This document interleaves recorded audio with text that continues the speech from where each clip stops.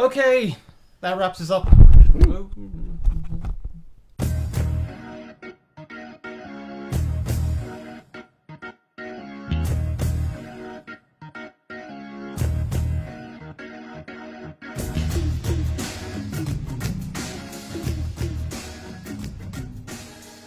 Hello and welcome to episode 11 of the Decade All podcast. I'm Connor Curie and sitting diagonally across from me is Gloria Shannon.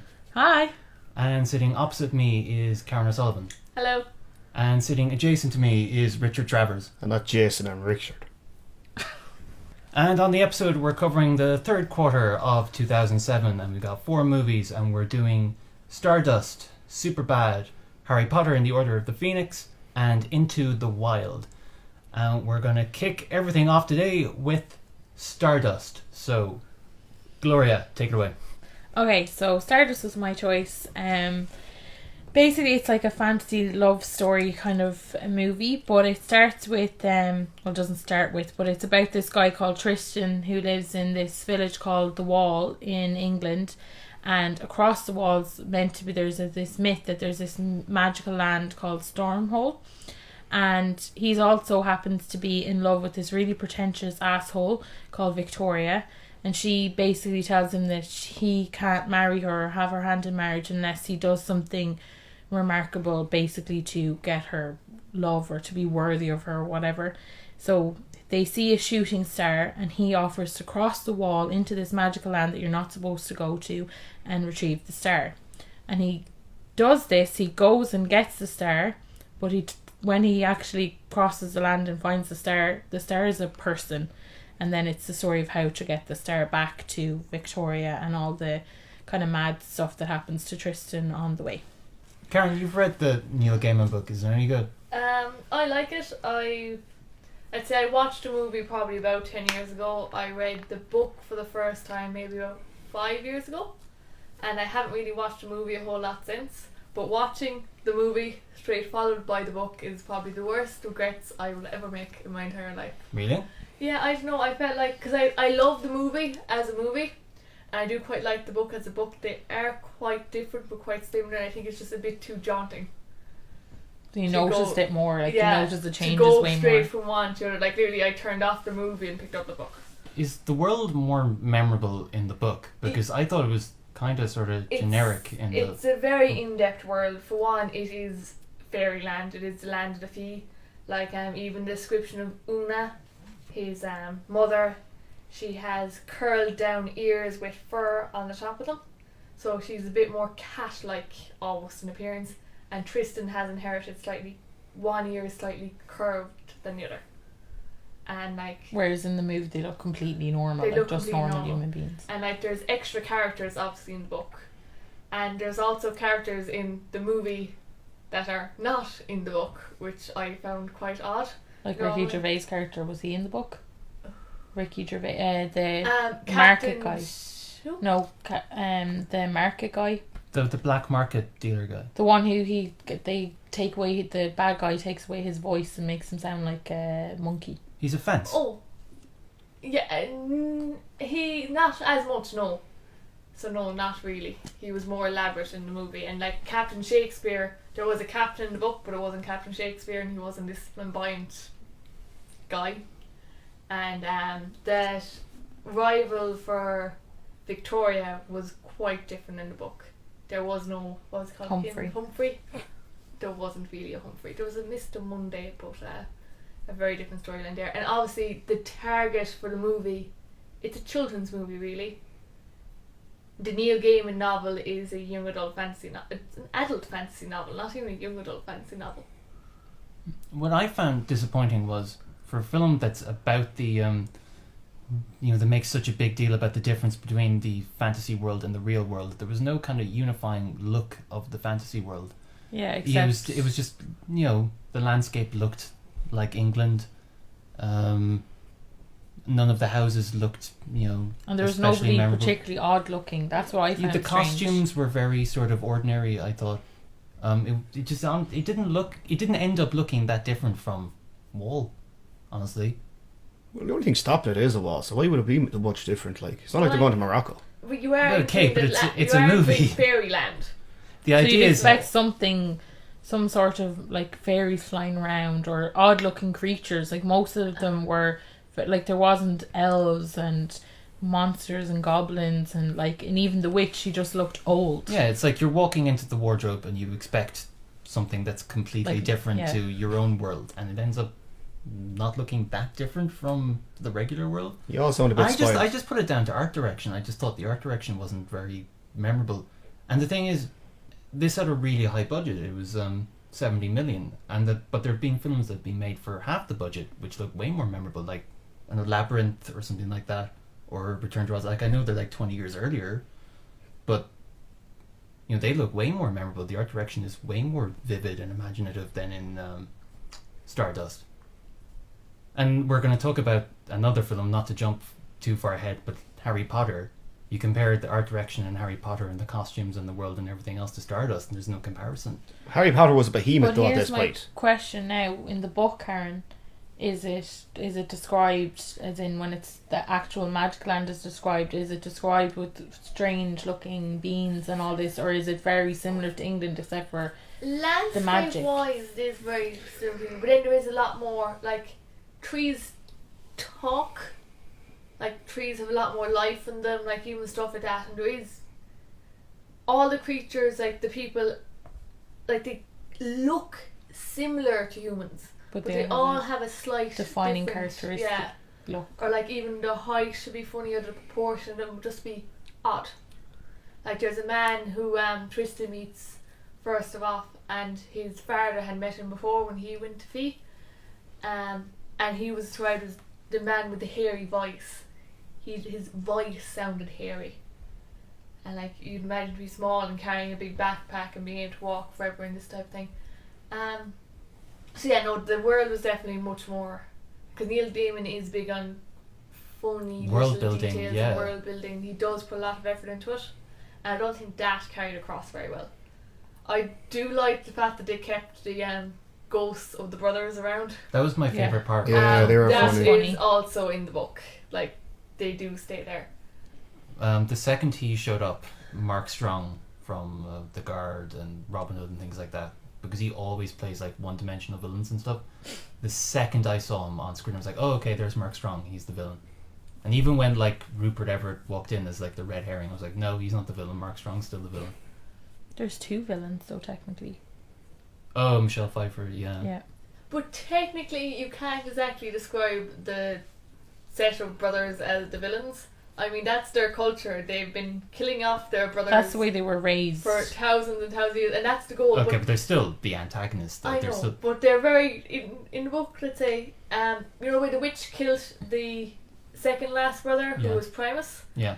The seventh brother is now then honoured bound to kill the witch, which is why he. Oh right. Oh, in the book, that's Yeah. why he's not trying to get the star for Well, immortality. he still has to get. No, he's not looking for immortality. It's all in the book. Because he, like, I can't pronounce his name, but the Mark Strong is, like, only really, for most of the film, looking for the brother to kill him so that he can be king. But then when he finds out that there's a star around, that's then his goal changes, that he wants, and the Yeah, brother's and that's dead, then he another wants change they immortality. made for the movie. I think just so they could keep him around without giving him a more honourable purpose. So it's kind of like, in the book, like, if someone's giving out about my sister, it's not okay, but I can give out about Yeah, her, but like- you say a word and I'll kill you. Like literally in the book, he arrived, found his dead body, and was essentially be like, "Could you not have held on another few days till I killed you myself? Now I have to go and kill the witch." And he dies in the process of trying to kill her, and that's how he dies. Oh. He gets bitten by a snake trying to burn Oh, so down it's not her even house. the same No. way. It's But not the a ending. voodoo doll where he drowned. No, the ending's also completely different. Oh yeah, you told me about this. I don't know if I want to hear this. I like the ending. I think it's a happy, nice ending. I also like did they Captain do, Shakespeare, Did they do and a I think it cliche adds a bit of They, humour to it. they did a lot more Hollywood ending? Yeah, Right. Captain Shakespeare is best girl. but like I think the book ending is also very good. I guess like the one Babylon Candles are so much different in the book. I prefer how to describe in the book. It's not like a teleporter where you can just think about where you want to go and you're magically there. it gets you there faster. So you light a candle and then you start walking the direction you want to go, Oh. and every step will carry you miles. Oh, I think that's just something they might have done for expediency, though. Right? But then a Babylon candle cannot put you back up in the sky. So a fallen star can never go back up. If you've fallen from the sky, you've fallen from the sky. Now that you've mentioned a fallen star, did She they was ever also a bit of a pain. did they ever explain the Claire Danes, who is the character who is the falling star? Why is she a human being? I don't understand. Is that something that's supposed to be explained, or what? Not really, just if the fallen star had landed on the other side of the wall, she would have landed to Earth as a rock. But all the stars, let's say if you look up at the sky in England, the stars aren't described as being as bright, but as soon as you cross over to the wall and you look up at the stars seem to shimmer and move a lot more. Even the stars in that world are described as being different. Okay. I like Stardust well enough. It's well paced and the cast is good. But my problem with it is there's very little to sink your teeth into. There's very little about it that I found original. The witches and stuff like that. It's like It you know, it's reminds me the of Hocus most Pocus. some of the most Three sisters. Yeah. some of the most common overused tropes. I think the only thing that I thought was really truly original and clever in it was the dead brothers, but they're only like a small sort of comedy relief characters. Other than that, yeah, it's good, but man, this isn't a film I would remember. It's a month just from a now, nice 6 months from film. now. It's like something nice to watch and give you. Well, she's gonna ruin it for me. I know she is, but it gives you hope. Would you say it'd be a good big movie, Gloria? Yeah, On it would be an RT1? amazing big movie. It's often a big one. Now, I've only read a couple of Neil Gaiman things in my life, but am I right if they say they probably stripped a lot of subtext out of this and took away a lot of details to make it far more They sort did, of, yeah. and like they even cut down the timeline a lot. This whole notion of like it all takes place over a week. It's the biggest, most ridiculous. But he spends like a thing week in the ship, though. Yeah, but still they arrive. He'd be like he still It's arrives back Victoria's at the other birthday. side Yeah. of all the day of Victoria's birthday, which was a week. And the book obviously doesn't give you the exact amount of time it takes place over, but like considering they describe stuff as taking days to get from one part to the other, Yeah. it's definitely a lot longer than a week. Okay. I just can't get over that Tristan the Twins Owl lad is a furry in the book. That's weird. There's a furry. He's a furry. You said he rides a cat lady. He rides a neko. Oh, she has a bit of fur in her She ears. just has a bit of fur in her ears, and she's described as having like very violet eyes. That makes him a furry. But that Victoria one is such a She was bitch. Was Oh, she she's a nice cunt. in the mo- no. Well, isn't she meant to be a But like cunt? she didn't in the book. Like she honestly thought Tristan wasn't going through this type thing. She did feel very guilty when he came back, and she wanted to get married to Mr. Monday, but she postponed getting married so that if he did come back, she would keep her promise. But Tristan was a bit like, no, you actually didn't promise me you'd marry me. You said you promised me anything I want, and I now want you to marry Mr. Monday. So, and he was actually very glad about not having to marry Victoria. And does the ending in the film not seem very forced? Like, he falls in love with Claire Danes, but then he gets up like super early and leaves a note like super serious just to go back and take the piss out of Victoria for no reason. That's funny though. Yeah, It's but just she to, lost just him to get his him back to job. Wall.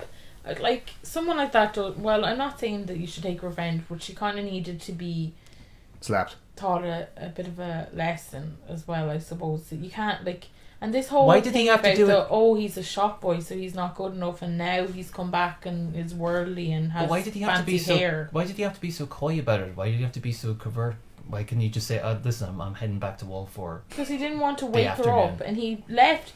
He left probably the right message with that idiot innkeeper, and then the innkeeper mislaid it all wrong. Like, It just seems it was very. actually the difference of essentially like one word being a bit like what he said was like, will you tell my companion when she wakes up that I've to go to see Victoria to tell her I'm sorry, but I found my true love, instead of the fact that he said, like, you know. But he's not going to tell her. But- Sorry. But he does. Well, he tells her he doesn't want to Victoria, marry yeah, her. that essentially, like, you know, sorry, I don't want to marry you. I found my true I love. don't Yeah, think- but he's going to rub it in But her back face. then, it right, just seems very petty It's to taken me. on the premise that back then, right, you kept your word. So she was going to basically, you know, he was letting her know that she was free to marry Humphrey. That was what, because he couldn't call her. Like nowadays, we could be like, "Fuck you, Victoria! I found the love of my life." I wouldn't do that. Oh, over the phone, Whatever, that or is even bad text form. her. Just That's be even worse. I even wouldn't- just text her and be like, "It's okay, go ahead and But marry no, that's Humphrey." different. But that's not what he did.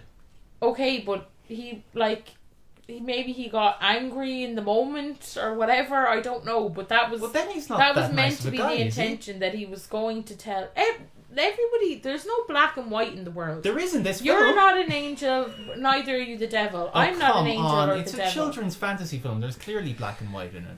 No, Wow. I Good guys prefer and when bad guys. You're- like even Wow. the one that he falls in love with. She's a bit of an asshole sometimes. Claire Danes? Yeah. When? Oh, and she's all pissy with him. When he fucking kidnaps her. No, not when he kidnaps her. Even when he fell on her. It was a fucking accident, and she acted like a bitch. Like he said sorry, and she was still going mad at him.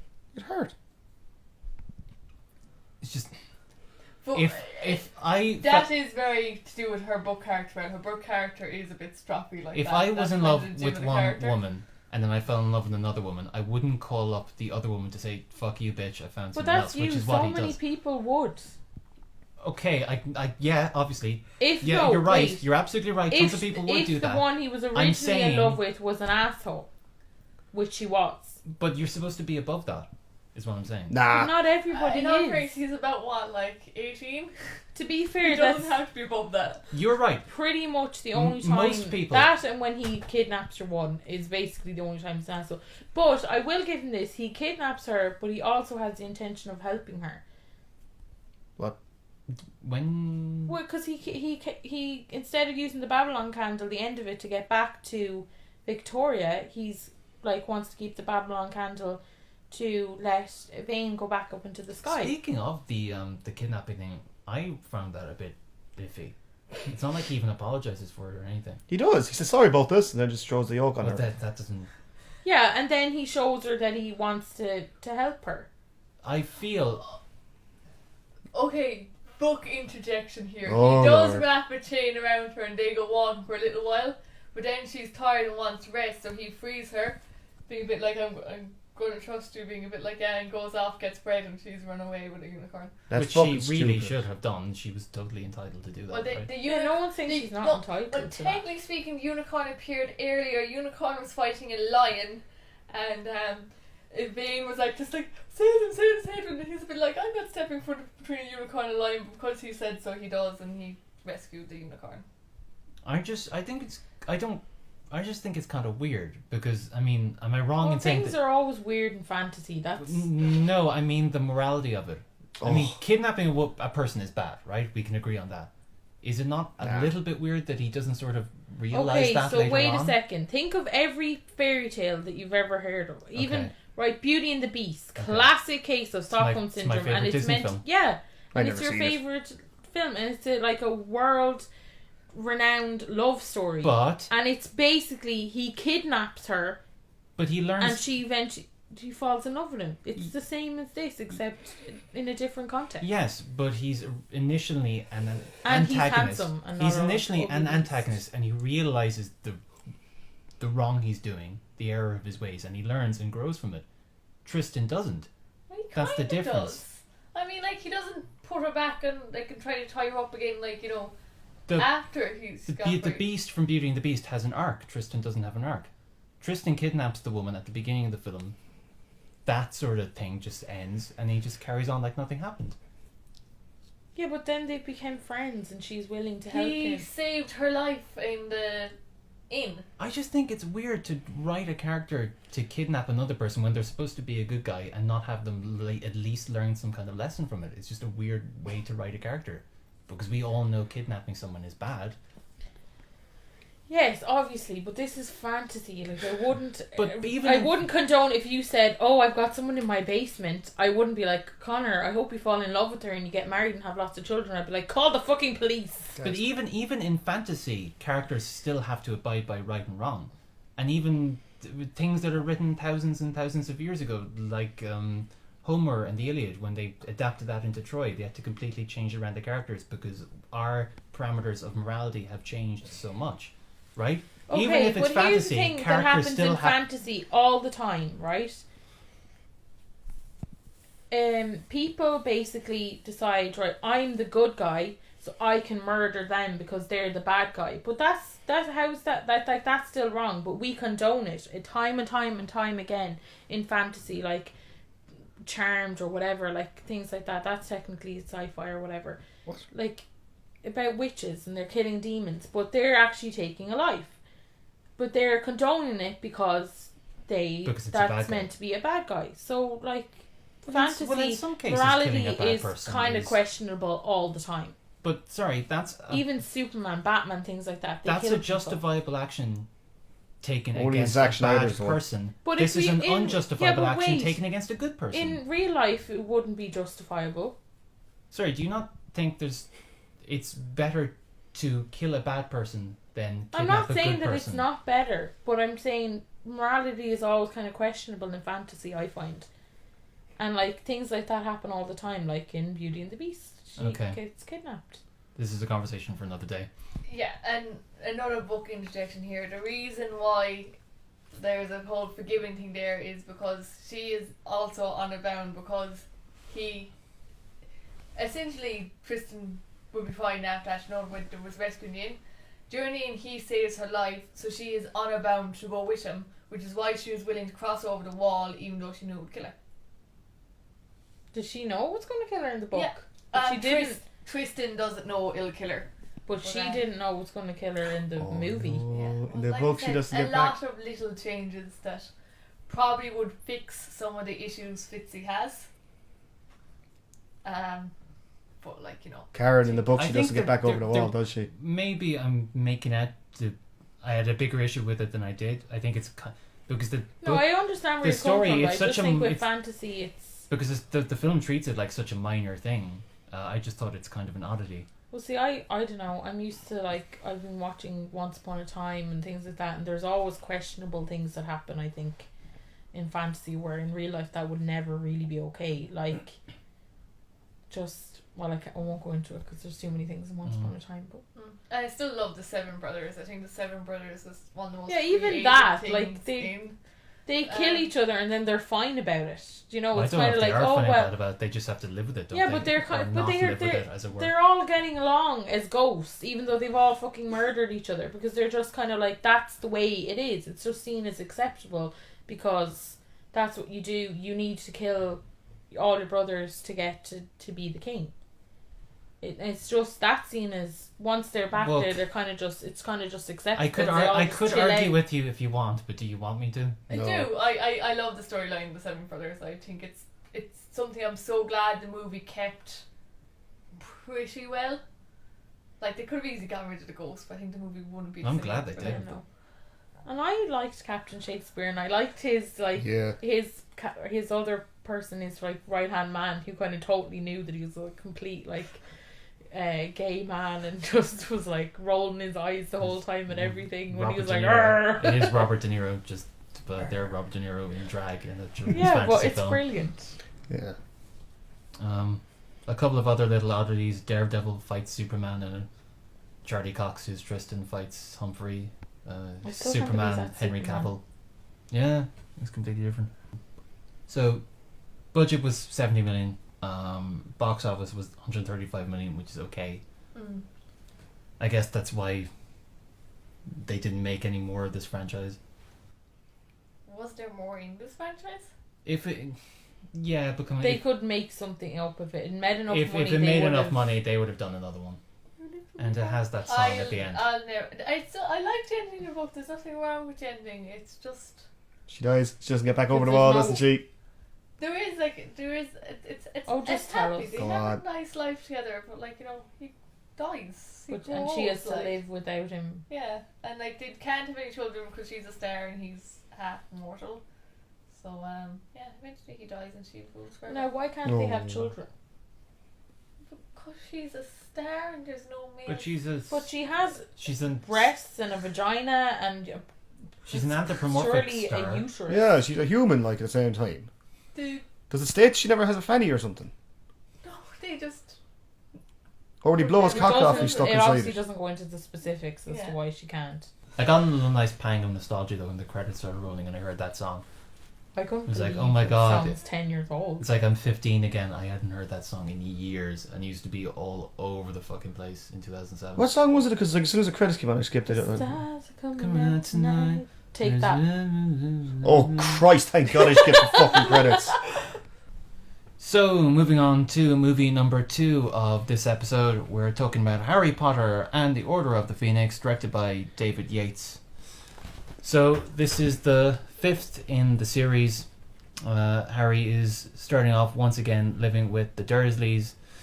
Him and Dudley get attacked by Dementors. Harry has to use magic to save Dudley, which, as you all know by this stage, is against the law, underage wizardry.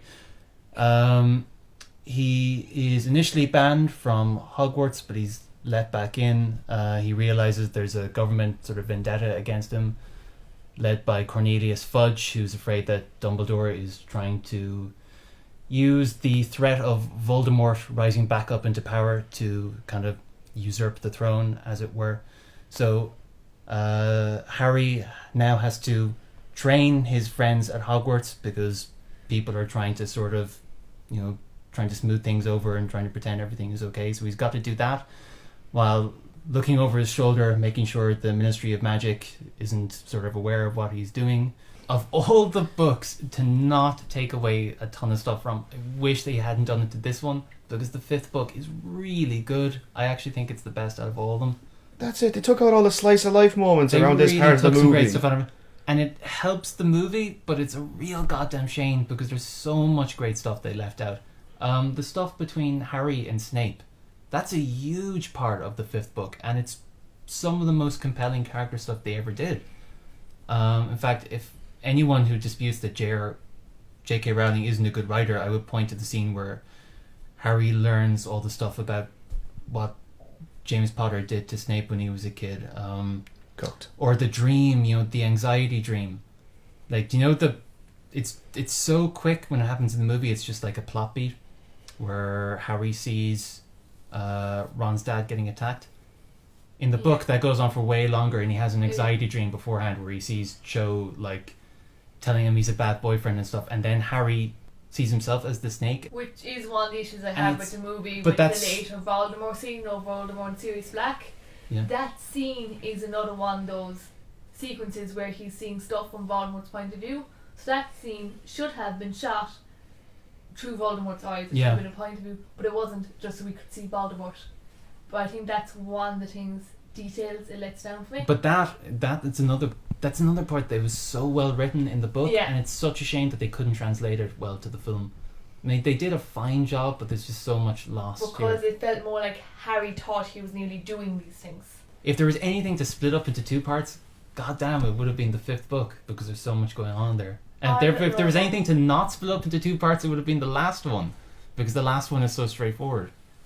I don't think any of them should be ever split. I don't think they should have done it either, but if they were going to do it, I wish they'd done to this one.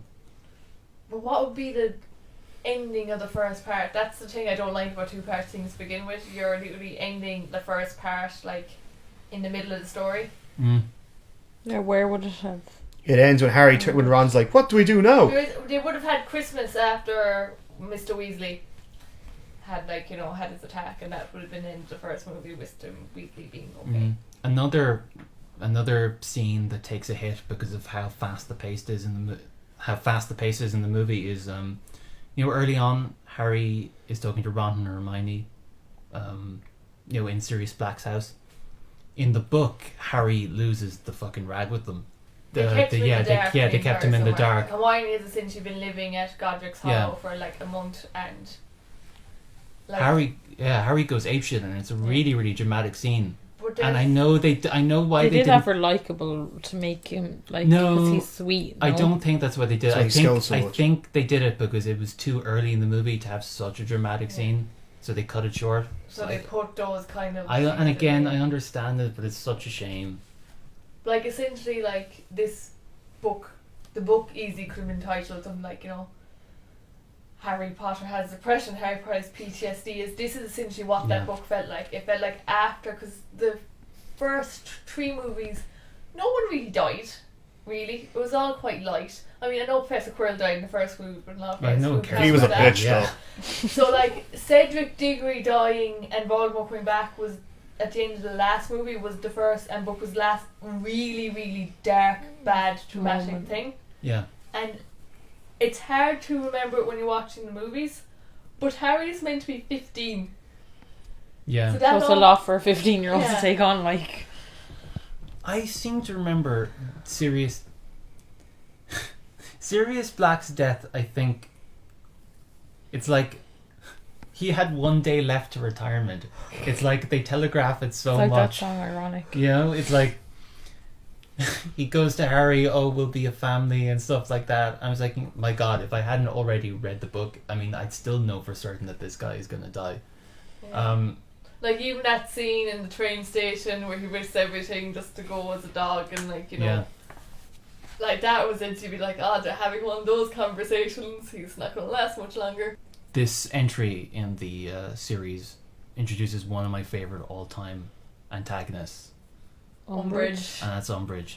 She reminds me Good. of like a really battle axe teacher in Who secondary doesn't school. she remind you of? We all had at least one Umbridge. Now nobody punished me quite the way she punished them, to be fair, but like, yeah. I love her. She is the living embodiment of the status quo, with this condescending fucking bitchy face. And her portrayal in Pleasantly Umbridge was so bitchy though, unkind. like, Yeah, she kills She you al- smiling. yeah. Yeah. She'll stab you smiling, like she'll be like.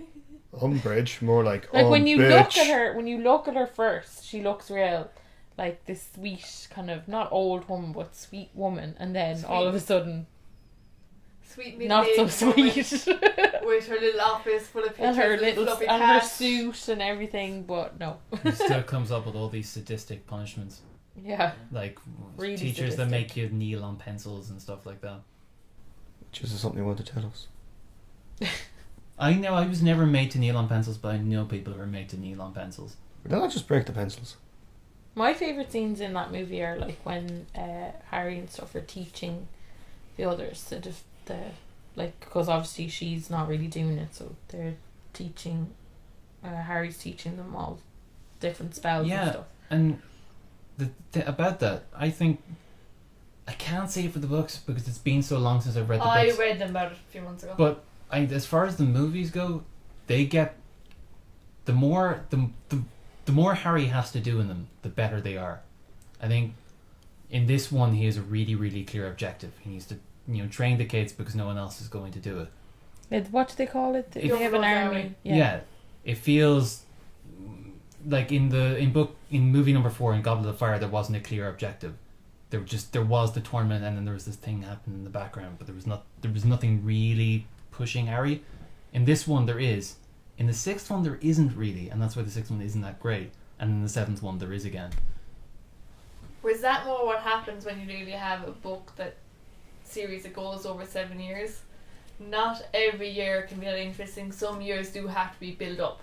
Essentially, the Tri-Wizard Tournament was an entire year of just a build-up to Voldemort coming back. Yeah. And they had to have something to fill in the other few months, so it was a Wizarding Tournament. I know I'm getting kind of ahead of myself, but I am actually kind of looking forward to doing the 6th one, just because I I can. can't remember the 6th one. I can remember the 6th Jim one. Broadbent was the saved it. The 6th one is the definition of a waste of time. I So why are you looking forward to it? You're Just looking so I forward to can wasting our time. Just so I can pick it apart. I won't talk about it now, but it is quite funny in just how pointless it is. What But stops anyway, the 6th one from being the back- worst though back is to the Jim 5th one. Broadbent. He Back to- saves that film. Back to the 5th one. Does Hagrid always have to have some fucking stupid thing to take care of? yes. He Yes. has Buckbeat in the 3rd one. He has That's who he is. Robbie in this one. He has Fluffy. a fucking spider in the 6th one, doesn't he? Yeah. And that's in the first one. That's The like first the one's hardest- Fluffy. Second one. First one was Fluffy, Yeah. second one was It's Aragorn. part of his character. Like Hermione always has something kind of a little bit bitchy to say about Ron and Harry's intelligence or And something. Luna, Hermione treats Luna so badly. Like, she's always, especially more in the book, so she's always like, you know. She is a bit weird. Yeah, but like the way she'd talk to Luna about Luna, it's like, you know, it's kind of snipey. Just because of the fact, like, you know, she does think Luna is, like, you know, way Hermione's very logical. Same reason she doesn't like divination.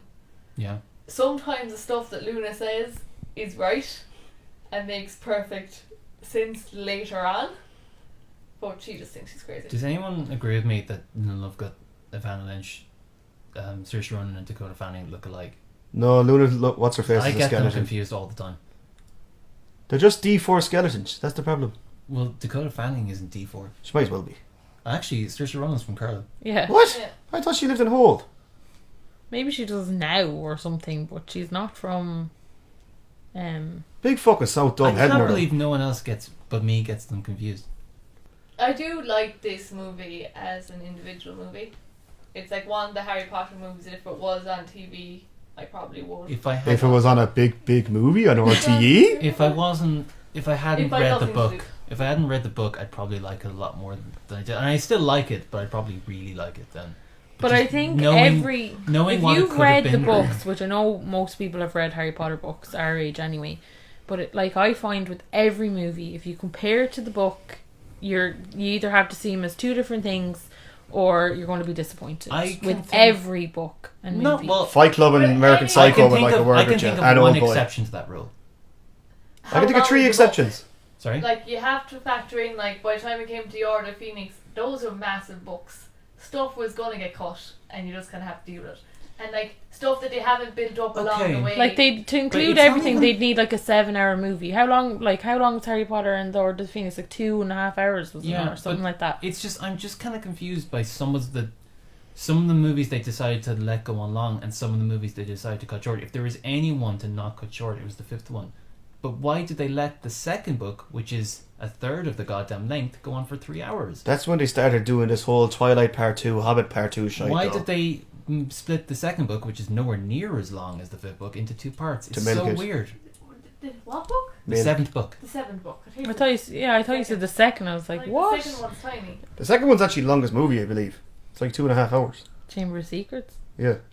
Yeah, the second book, which is tiny compared to the fifth one, is 3 hours long for some reason. But maybe they were at a and different this stage one, then. which This is way is longer, like is 2 hours and 20. 3 years later. Sorry? This is like 3 or 4 years later. I know it's So a there's different a different process. I know There's it's a probably different even production team, a but it's different just- team. It's just... This is why I wouldn't... In 10, 15, 20 years from now, this is why I wouldn't object to them. Like if it was a Netflix series, like what they're doing with A Tale of Unfortunate Events right now. I do quite like that. I see what If they do something like that and just plan it out from the very beginning and know where they're going to end, so they're not constantly like making different decisions and stuff like that, I don't and having want to replace actors and I things don't like that. want another Harry Potter reboot. In a good while, Like, you know, the next. because I years. think there's. I don't know. I don't think anyone but Daniel Radcliffe could play Harry Potter now I at this think stage. I think there's a far more Elijah Wood could. cohesive series they can make out of this than what they have now. Don't do it now. Don't do it for ages. But Is Elijah Wood not do it older eventually. than Daniel Radcliffe? He's like 40, but he still looks like he's Yeah, about but he 11. can't play a fucking 12-year-old. Like, the series starts off and Harry Potter's like 11 or 12. 11. Then he's too old, then he's too young, because So you Elijah Wood can't have looks a like he's about 11. 40-year-old playing Harry Potter. But he Oh, looks so 11. Daniel Radcliffe is not great. Ooh. In fairness though, I don't think it's him. Like I said, it's the man Yates. He just told him to scowl the whole fucking time. I honestly can't play it. Also, he was half pissed when he was doing this as well. He does look like the person on the Yeah, but illustration. He's just not that great an actor. He never was really. Even Hermione and Ron didn't start off that great, but they got way better than them, I think. I love Emma Watson. Well, They she's also went pretty cool. Balubas during this time around. Yeah, I remember this is when photos of Emma Watson like were coming up online and stuff, like concerned mothers were wagging their fingers at her. Remember that if you Yeah, watch 'cause she around, started to get breasts. Yeah. if you watch like this movie in the sixth one, you notice Daniel Radcliffe. He's always kind of blinking and standing back. That's because he's half fucking rat-arsed. This is the first movie that they have, like, Harry has a bit of a love interest this time, doesn't he? Yeah. Oh, the shipping starts here. Fuck. But like before that, there wasn't much of love interests. But they're teens In it. now. Yeah. Shipping. The whole Cho or Chang there thing. wasn't as accentuated as The this Cho Chang one. thing, I know I'm a broken record by this point. It just meant so much more in the book. I It's just just like- didn't like it the whole point of the book, to be honest. I still think written. Oh, wise it's I not really very liked forced. how they.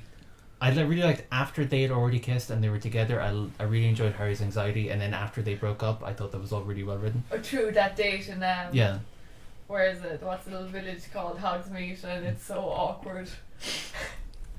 so awkward. Lads, who here ships Snape and Dudley? They should totally boink. Snape and Filch. Nah, Filch and his cat. I wish Peeves, you know Peeves in the book, I really wish he was around in who's this Peeves film. again? The poltergeist, the one who's always causing trouble. Have you ever played the Oh my God, PC game? He Yeah. wasn't in any No, of the films, was he he? never made any of the films, but I really would have loved to have seen him in this film just because how much hell he made it for Umbridge and how all the other teachers were so delighted.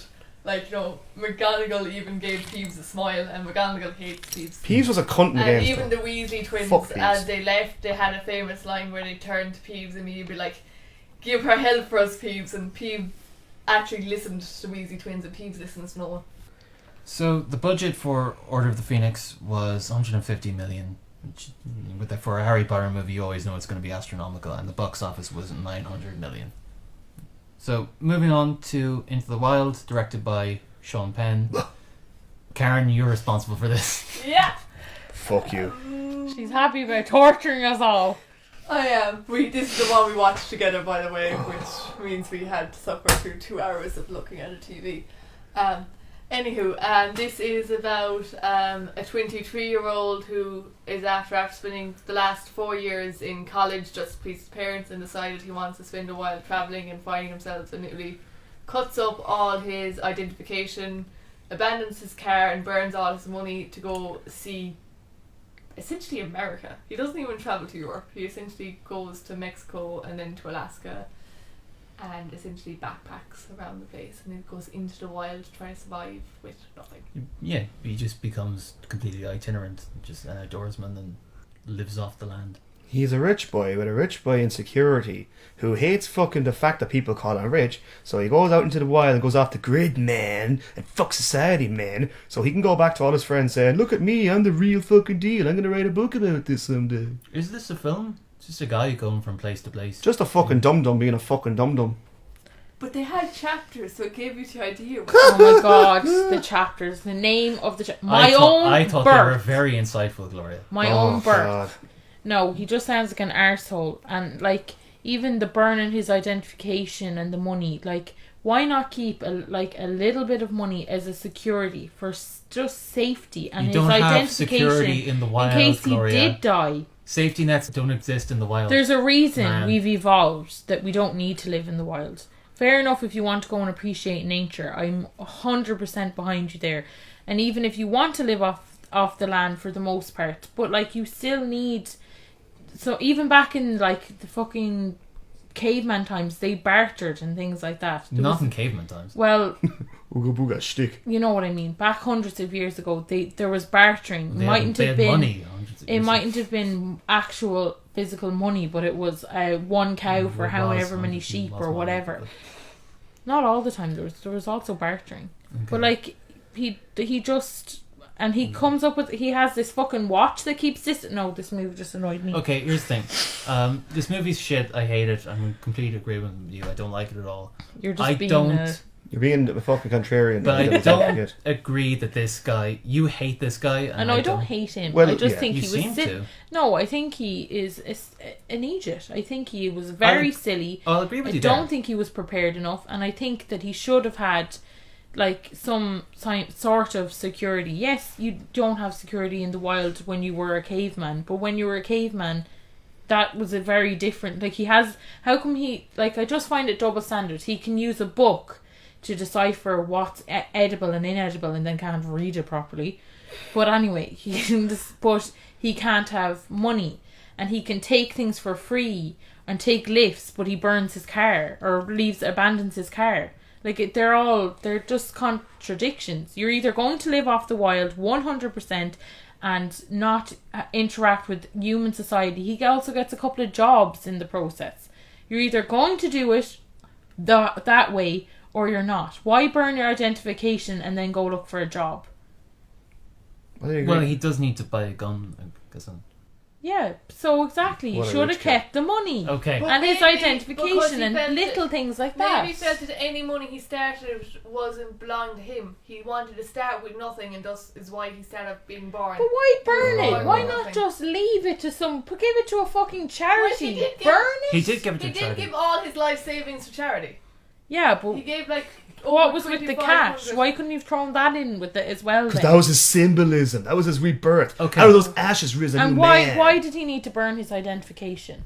He's hardcore, Because that's he why. didn't want to be Chris anymore. He wanted to be Alexander Super. Supertramp. Super bad. Okay, just real quick, just to quickly separate the character from the real guy, Chris McCandless. It's very sad that he died and so forth. And I'm in complete agreement with you that he was naive and everything like that.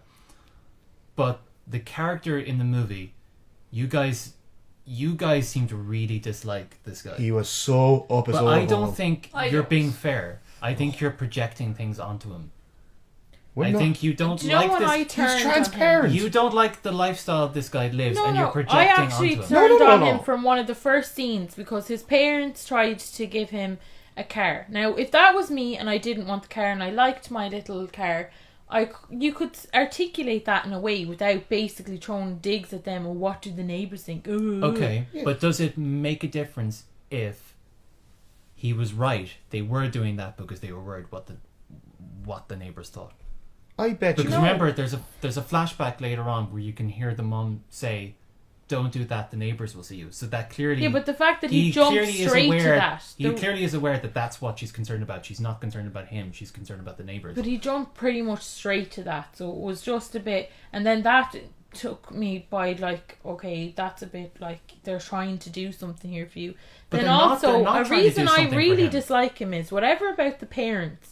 He didn't get on with his parents. It seemed like he had a very strong bond with his sister. She saw him as a You are protector. right about this. She saw him as someone that she could rely on.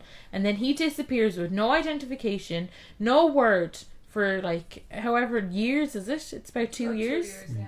And there's no word of him. And then the next thing she hears of him is that he's died in a bus somewhere because he, like, well, in the movie it's because of an inedible plant, but in real life it's apparently something else. But he ends up dead, and he couldn't even call her.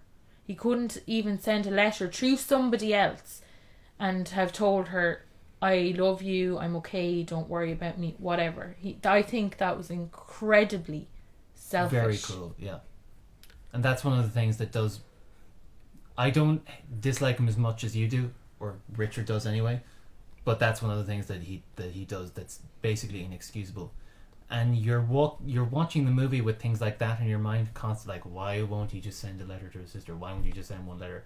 But every character he runs into practically falls in love with the guy. Yeah, This is a Mary I Sue. don't get that Fucking, either. this old man wants to adopt him. Adopt him as a grandchild. He solves the hippie's marital problems by splashing his wife in the ocean, which he's apparently terrified of swimming. Yet he jumps in and has a fucking blast It's of it. an overused term, but he literally could not be more of a Mary Sue. I use that only when I fucking see it. There's only one guy who gives him a bit of hassle, and that's the permit guy. Yeah. Even the Dutch people, she's there and she's half naked and she's, "Oh, come on, join us." The And they're, Dutch people that speak German, by the way, instead of. but like, Yeah. I'm sorry, Danish. like most of us here are pleasant enough people, and I come across like today we were at lunch and I had an unpleasant experience with a waitress. Like, This isn't the rant channel, Glow. no, but nobody comes, like nobody, no matter how nice you are, you could be the nicest person on earth, has a pleasant experience with every single person they ever encounter, and they're just like, "Oh, join us, oh, come and live with me, you stranger with the mad hair and the beard and the rucksack," and you know, Almost it wrote a just- 16-year-old. and yeah, it just, I find it so he did the honour pull thing there. contradictory. I find, yeah, that's about the only thing I can be like, woohoo, fair play to you. Parts of the movie looked very well. The scenery, The landscape very cinematography nice. was It's very beautiful. nice. Yeah. looking, yes. like whoever was in charge of scouting locations Did a fairly good job. Yeah. But it's just, yeah, I find him very contradictory. I don't understand Yeah. abandoning your car but then looking for a lift. I don't understand getting rid of your, burning your identification and then, you know, getting a job. I don't understand being this, oh, I don't want anything that my parents gave you. His parents gave him an education which taught him to read and write. Yeah. But he carves things in, and he uses the book, that book with the plants as his lifeline. If they'd never given him an education, if he had never learned to read and write, if he was living like a caveman from the time of his birth, he wouldn't know those things. There is Extremely something- insecure, spoiled brat. There is something that's just occurred to me now. There is an interesting story, I think, to tell about Chris McCandless, Alexander Supertramp, but it is not this. And you remember when we were watching the movie and the credits started rolling, we saw a special thanks to The parents. And the sister. And this reminds me of the NWA film, because the NWA film, Straight Outta Compton, was very, very sympathetic to Dr. Dre and Ice Cube. Oh, that was just an advertisement for them. And here's the thing: this film is too sympathetic to Chris McCandless, because I'm sure he was a nice guy, and I've got no problems with him, but he is responsible for his own death. He did do some things that were very, very questionable. They were silly. They did no harm to anyone, but they were silly. This film should not be about the god, the myth. That Yeah, is see, Chris I think McCandless, it's right? almost like they say Breaking Bad is glorifying drug use or whatever, or being Not one involved scene in glorifies drug drug- use. But Crime, like, but not drug use. you know what I mean? Basically being involved in that or whatever, it glamorizes it. This glamorizes being a fucking moron. This Not deifies being him. aware, like, he wasn't even a Bear Grylls type character, okay? And he went out into the wild on his own, completely on his own, no identification, no form of communication, not letting anyone know where he was or where he was going other than strangers who didn't know his real name. And it glorifies being silly. I think there's a great story to be told about this guy that is, you know, honest, because I'm sure he's a really interesting. Anybody who does this surely is interesting. Gimp. But I'd say the family just had too much input, and they end up deifying him. You know. But they made the parents look like fucking arseholes. And it cripples it. They were honest about themselves, but they wouldn't allow the film to be Honest about The it. parents weren't even that fucking bad. Yeah, I don't think the parents are that bad. Yes, the only scene that was a bit like Jesus was kind of when the mom and dad were kind of slapping each other around the place. But my parents have fought. So my partner's parents had a divorce. People get divorced. It's not always pretty. It's not unmessy. It's not nice, and then maybe it's not being the best parent that you can be. But it doesn't mean that you need to like fuck you and come off into society. His father was violent though. It just seemed like very rich boy fucking problems. They were shouting and arguing about divorcing and maybe getting a bit of a scrap around Christmas, but like it wasn't a drunk lad fucking whiskey bottles at the kids. I don't have a problem with raping him. them or something. I don't have a problem with him just fucking off his parents, but it was the sister abandoning the sister. Yeah. I think that's inexcusable very thing. unfair. My theory is someone called him a rich boy on the bus one day, and that fucking struck a nerve, and that's why he did all this And shit. I'm not saying that he couldn't have left the home or even been like, I don't want your money, and going off and getting a job that maybe he actually liked, or even going off into the wild. But I think he should have contacted the sister. I think he should have just let her know that he was okay, or even talked to her about it before he went. Because yes, she might have gone, oh please don't go, but I mean, he was obviously strong-willed enough to resist any sort of guilt or temptation anyway, Yeah. so he And, like, would have been fine. He clearly planned enough the fact that he'd contacted the post office to make sure that they held the letters until August, so that there's no Yeah, no way could the he not parents have would written a not letter? gone till August. Exactly. This is my thing. Could he not have written a letter when he did that to her, and got or even posted it to himself and let her open it and find it? And at every step in the movie, it takes the responsibility off him. It gives him a pass. So when so the sister who's doing a narration in this movie actually brings that up. Why didn't he send me a letter? And she offers a really weak explanation. It doesn't make any sense. And then later on, I knew he was strong enough. in real life, bullshit. Chris McCandless did not eat poison berries. He starved to death. it was his fault. He started waited it. too long. He waited till the river had. Yeah, but he waited still spring. started it. He didn't make the mistake by eating poison berries. And again, it takes responsibility off this guy who's responsible for his own death. Well, we saw like he wasn't very good at hunting moose now, was he?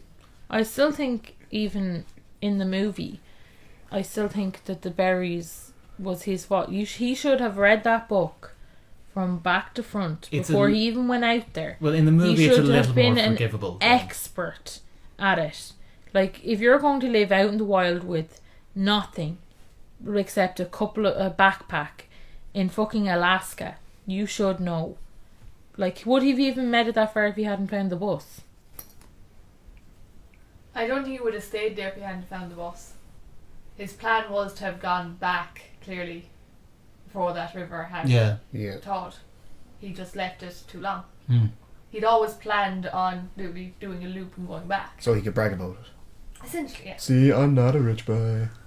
Well, see, this is the thing. This is where I think you're projecting slightly more onto Well, him he- than needs he be, did because say you he don't wanted to know. write a book. You don't know if he's going to go back and. There's a difference between bragging and writing a book. He was a pretentious wanker who was so up his own hole he could cough out So, his someone who colon. writes an autobiography, are they necessarily bragging? Yes! No, not autobiography, but the whole point. No, come on. He did, Autobiographies are bragging. but he only So, did. Do you think I think bragging's bad. Do you think If you're someone like- autobiographies are no, bad? if you're I s- don't really like If you're someone like Nelson Mandela, fair fucks, go write an autobiography. This lad only went to this trip not because he loves the outdoors, or not because. He clearly does love the outdoors. No, he only did it to prove that he wasn't a rich kid. That's the only reason. With your point about autobiographies, if you wrote an autobiography, or me, Yeah. who will buy it? It's just me now. Yeah, Wankers just you on- no as one. you are. No one. Because you are in the big, wider world, me and you Nobody. are nobody. Yeah. But the only reason that people write autobiographies, like the one we're balancing the fucking recording thing on, is because they are a somebody. Okay, now that So she's made it's- that comment, It's definitely a bragging thing. It's, yes, they tell you all their challenges and hardships that they had to go through and how they overcame them. And I'm not saying it's a bad thing. Some autobiographies are really good, but they are bragging. It's like a clarify, massive, to be honest. huge Facebook post. By the way, by Glow's autobiography, now in Easton's in an airport. so we've got a very rustic setup here at the Decade Up podcast. It's basically my Zoom recorder balanced on top Russell of a Brand's book. head. On top of a book, and the book happens to be My Bookie Book by Russell Brand. I hate that cunt. But it's essentially a massive Facebook post. And what are Facebook posts? Bragging. Right. But okay, so is all bragging bad then? Like, I put up stuff when I've like achieved something. I put it up on Facebook, and it's just a human thing. But like, yeah, I definitely think autobiographies are bragging. So I definitely think that Richard's right in saying that this guy wanted to write a book to have some sort of bragging rights. And to be fair, if he'd made it out alive, like, fair play to him. Is the whole reason? Do you think? So would you be kinder to this movie if you just made it out alive? No, because I still, definitely not. if he had gone in, no, there's too many things that I dislike about the character. I don't know about the real person because obviously I didn't know the real person. The thing about the sister really makes me really angry at him, really cross.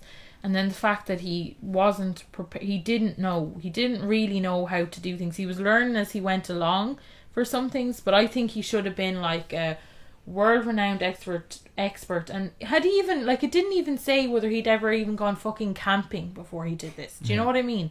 He should have been an expert in it before he went canoeing down these rapids without ever even being in yeah, a canoe that before. he was lucky he made that out alive. Without a Like, helmet. they were silly Yeah, things literally. that he did. You do see people, like, even those people yelling at him he's not wearing a helmet, means that clearly some people think he's an idiot. Like, he was lucky, I think, to even in some respects from some of the things in the movie that he got as far as he did. And I think maybe that's only because he came back into civilization a couple of times to work with the farmer and to work in the fast food restaurant and things like that. And also, I find the super tramp thing, I feel like that's a bit condescending to tramps. Poor tramps. I'm this rich boy And I've decided to shun that all away, and now I'm like your god, I'm super tramp. I have to, I'm not just a tramp, I'm Oh super my God. tramp. In fairness, though, he does go to, was it LA, and lives like a real tramp, and then he realizes it's nothing to brag about. Yeah. So, but he still calls himself super tramp. Yeah. On his last note to the world, he did sign his proper name. Yeah, but that was the only thing I think he did for his sister, so that she would know that he was dead. Should have So signed only at his death did he think of his sister. Even when the hippie lady, the one you say is a ride or whatever, when she kept asking him about his parents, like if that was me, and I'd be like, oh my, you know, I might say something about my parents so they don't care or whatever, but like he had a sister who did care. How come he never said maybe I should contact her? Just that really gets to me. That it just made me really dislike him. The character, I don't know about the person. I think he's an idiot. I just don't think he's a malicious idiot in the film. No, I He don't makes think me he's angry because malicious. he's a bitch. I think he just is selfish. He's just Yes. I'm doing what I want to do and fuck the rest of the world. And maybe it is society that makes me feel this way, but I have 3 younger siblings and I could never do that to any one of them. Like and then he even says to the old guy, happiness isn't all based on human relationships, but for you, like humans, it's actually a huge part of our happiness is interaction with other humans. Well, for him, he was just happy enough shooting stuff and sleeping outside. But then And walking in he did slow realise motion. once Yeah, right before he got sick, or was he sick already? He did realise like happiness means nothing. Yeah, if it's not happiness. Yeah, Oh, I missed that. shared. Yeah, he wrote it in the book. Happiness. So he was realising that this Oh, is lovely fuck. Like, I missed one of the most important parts of the film. What was the actual quote? Something about It's something like happiness It's is only not, real it's only real if shared. if shared. I think at that point, I was just like, oh, Jesus, hurry up and die already. So, But like obviously human interactions are important, because otherwise he wouldn't have come back to the hippie lady and stayed around for that while. And he moves in with it seems like he moves in with the old guy Ron for a short time as well. Like, you need human interaction. He just quit the rich life cold turkey. So I think you hate if him just because he's a rich guy though. No, it's because he's the a four bitch of about us it. were to go our separate ways in Alaska, which one of us would survive the longest or the shortest? I would die first, let's just be honest. One, I'm a man, cripple. so we have to hunt.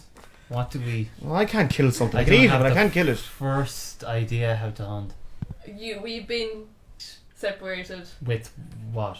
We have his provisions. We have a backpack, a van, and an... I wouldn't even be able to lift the backpack. I would be screwed. I don't think it's a question of who... It's a question of who died last. But I wouldn't eat any berries or anything. So Who died last, though? It's a hard one, actually.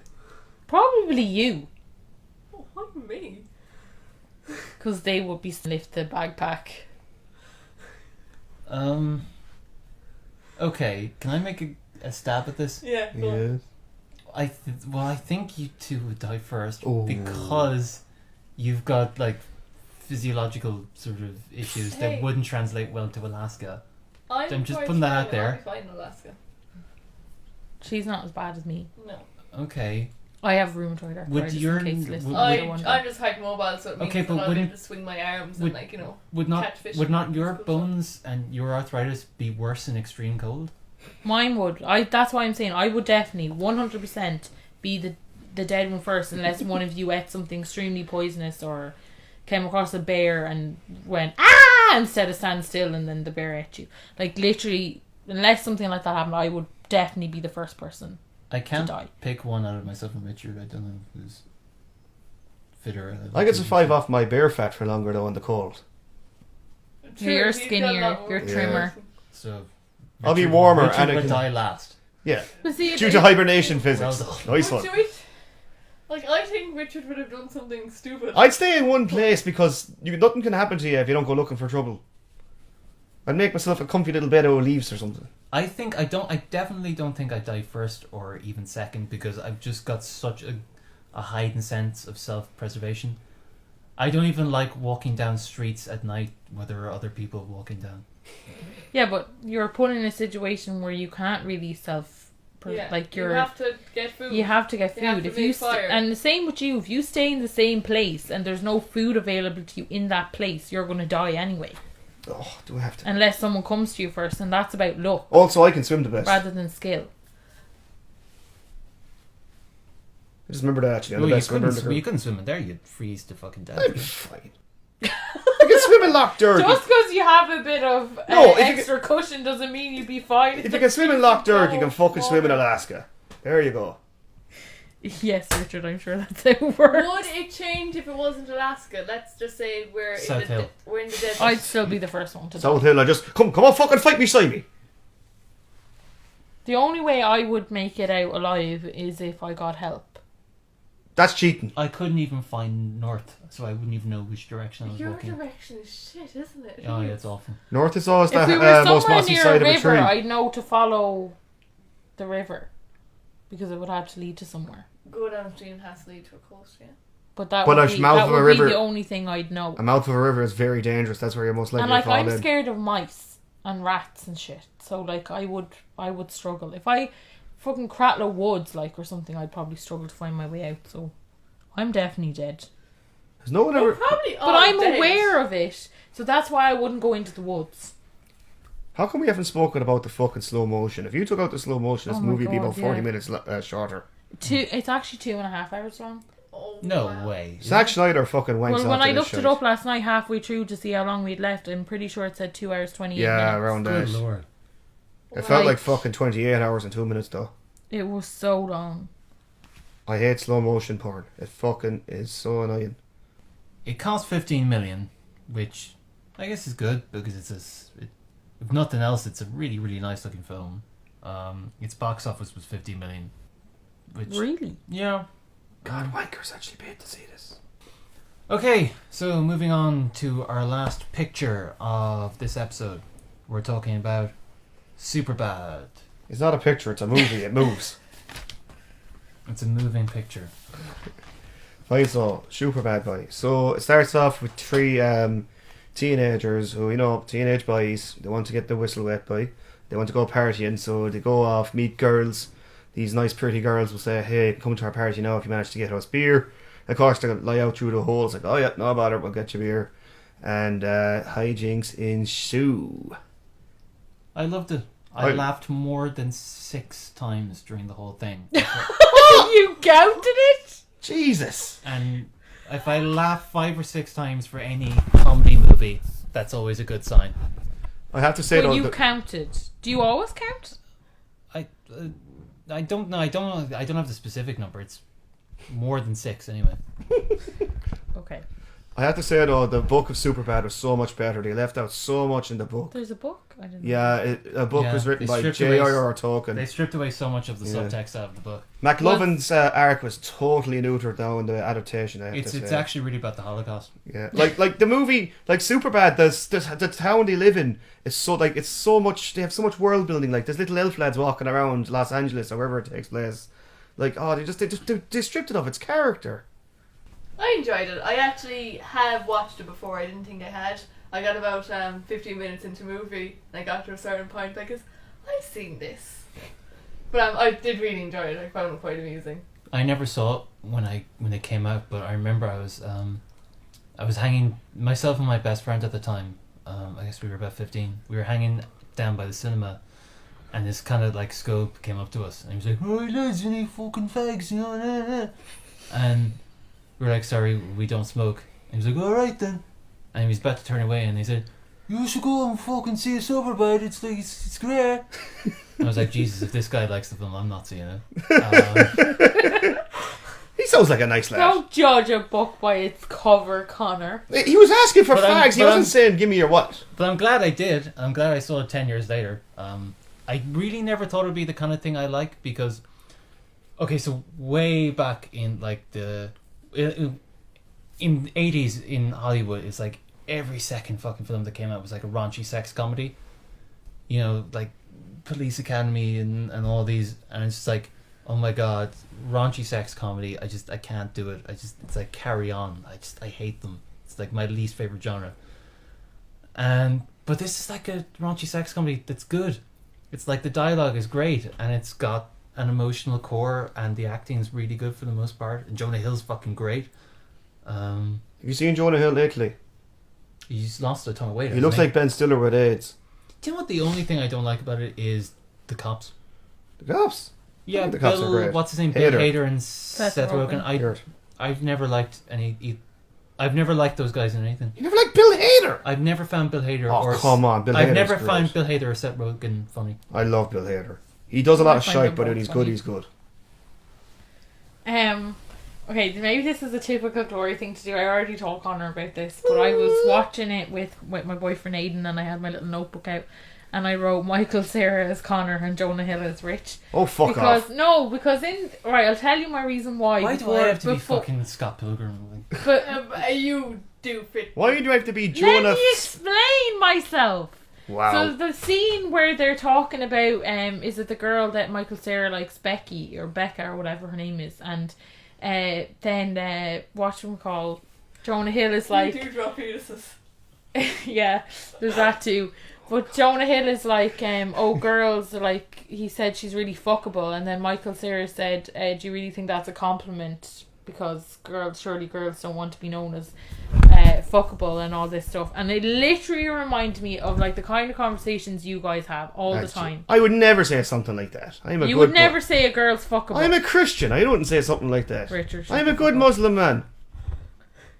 But when do I reprimand Richard for saying things like that? I don't remember. Yeah. When? He doesn't. Maybe not particular things like that, but you definitely have conversations, and it's definitely like something you would say, like, do you really think women would like to be called fuckable? It is such a Connor question. You're making me sound like a fucking pig. You're not like a pig. Yes. But you're like, if we were the in-betweeners, you're Jay. I'm not Jay. And you're making I'm Neil. And you're making me sound like a prude. Yeah, you're making him sound like a Oh bore. my god, obviously these are extreme. They just reminded me for a second of you guys. You're not 100% each character, obviously. Read a guard. I'd rather be Jules than Becca. Becca seems like a very, like, one-dimensional, drunk girl Yeah, who Jules wants is to alright. lose her virginity straight away. She's just in over her head. A bit of a subversion going on with Jules because Jonah Hill treats her or talks like her like she's just a piece of shit the whole thing. Like she's dumb and isn't worth anything and just wants to put his dick in her. And then she turns out she has a sense of humour and is a real person and doesn't even drink. Dun dun dun. Yeah, but you can tell he really likes her, and that's just his way that he goes on. Like, I do love it. I do, and I like Richard mentioned this before. I do think it's kind of like an American, has that sense of an American in-betweener. Even though this was made before the But, In-Betweeners. yeah, but it does have that sense of it. Like, Yeah. it does. Dirty It's lads saying Similar dirty stuff. comedy. It type is similar. thing. It's better. No, I still have to give the In-Betweeners. It's one of the best things ever on TV. Yeah, I wouldn't say that Superbad is better, but then again, you're comparing apples and oranges in one way because one Superbad's American, Wait, how it's can it be- previous to Wait, that, and hold on a then sec. Well, the TV show as well. You more time to fall in love with the In-Betweeners than you Sorry, do yeah, with the sorry, Superbad that trio. it has a sense of it, but that Well, you're Superbad has a comparing sense two of very it. different things. But I mean, you have, like Richard said, like there's 3 seasons of In-Betweeners And with, 2 movies. Yeah, and 2 movies where you become emotionally invested in the characters over a longer period of time. So But hold on a sec. You can't say it's like comparing apples and oranges if you just said that Superbad. no, I'm talking about comparing whether they're better or not. I'm just saying it had that similar sense. But that's not what apples and oranges means. Okay. If Superbad and the In-Betweeners are similar, that's not comparing apples and oranges. That's comparing oranges and oranges. Okay, well, it's comparing comparing- apples and apple pies. Okay. That's fair enough. Right. Because, like, In-Betweeners, there's way more funny moments I can pick out from In-Betweeners, but then that's not fair to Superbad because that's only a 2-hour-long movie, and In-Betweeners is like a 2 movies and 3 series. The In-Betweeners always came off to me as really cold and sort of yeah, but it came off to me as There's really. a That's similar- realistic, though. There's a similar They story about Simon and Simon Charlotte and H. Will Oh, in about, you know, the way in, okay, so in the movie Jonah Hill and Michael Cera are kind of, there's this whole underlying storyline about how they're both going to different colleges and how they both wanted to go to the same college. Yeah. And what were they going to do? Well, in Inbetweeners, there is a storyline at some point. I can't remember if it's in the movie or in the series, but there's I think it's the end of the third series. There's like this storyline where Will and Simon are going to different colleges, and Will's not really kind of Yeah. okay with it, and Simon's like, "Oh, we'll be fine." Oh no, Simon's family Oh, no, was moving to it's- Swansea. And Jay is the other character. Jay feels very left out because they're all going off doing their own thing, and he's staying in the town that they live in. So it's a similar story act. There is heart in Inbetweeners, but it's just deep under a lot of I don't- vulgar, hilarious, I- male orientated humor. I don't like the In-Betweeners because it treats its characters really callously, and in Superbad it treats them with sympathy. And actually, I don't think McLovin gets enough credit because he is quite a funny Is he in Kick-Ass? character. He's not. He's in Oh. what's it called? Role Models. No, I'll tell you what. Yeah, he is in Role Models. Greg Mottola directed Kick-Ass. Did Yeah, that's what he did. And no, and he isn't. McLovin is in Kick-Ass. he? No, he's not. Well, I don't know because Yes, I he's- haven't seen Kick-Ass. He's But the villain's son. Oh, maybe he is. But I don't really care for Kick-Ass. is it too far to say Superbad is the American Pie of our teenage? No, definitely. Oh, No, definitely not. go It's on. way better than American Superbad Pie. is several grades above American Pie. American Pie is just all haha Willy jumps. Okay, here's the thing. Superbad takes very, very coarse, vulgar sort of... Humor. No, not even humor. It takes very coarse, vulgar subjects, but crafts like really clever, well-written jokes out of them. American Pie is just lowest common Yeah. denominator from start to finish. Like, so that brings us to the end of another episode. I think it's been quality-wise generally pretty good this month, apart from maybe one. I don't know what all of our favorite films are going to be, but I know across the board what our least favorite film is. So, is it fair to say that Into the Wild is all of our least favorite films for this episode? Yes. I Yeah. suppose. Yeah, what So- do you mean you supposed? You literally were like getting violent towards this guy. You you hated Literally him. Okay. every 20 minutes. Oh. Like, is he dead yet? I hope he dies now. So, Gloria, what was your favorite film? Oh, I don't know. I love Superbad and I love Stardust. They're completely different. I'm going to go with Superbad because the nostalgia element of it as well, because I actually watched it when it first came out. So Karen? Superbad. I'm stuck with the same predicament. I love You have to Stardust. pick one. Always have loved Stardust. Watched it probably too many times. Superbad, this will be only my second time seeing it. I think that's why it wins for me. But I do love Stardust. Richard?